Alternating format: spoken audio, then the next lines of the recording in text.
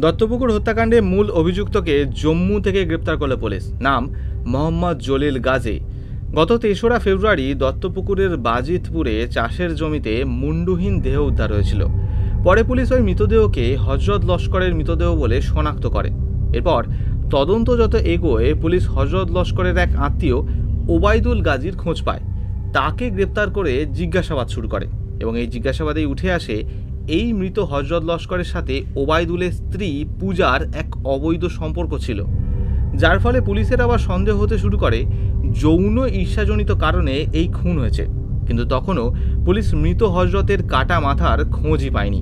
Police সন্দেহ করতে শুরু করে এই খুনে নিশ্চিত একাধিক ব্যক্তি জড়িয়ে রয়েছে, যে এখনও গা ঢাকা দিয়ে রয়েছে।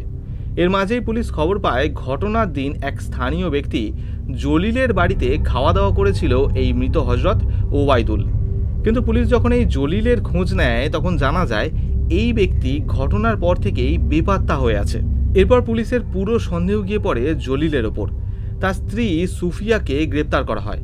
শুরু হয় জিজ্ঞাসাবাদ এবং তাতেই পুলিশ সম্পূর্ণভাবে নিশ্চিত হয় এই জলিলই এই খুনের মূল অভিযুক্ত। এরপর পুলিশ জলিলের ফোনকে ট্র্যাক করে দেখে এবং দেখা যায় বাবু জম্মুতে গিয়ে বসে আছে।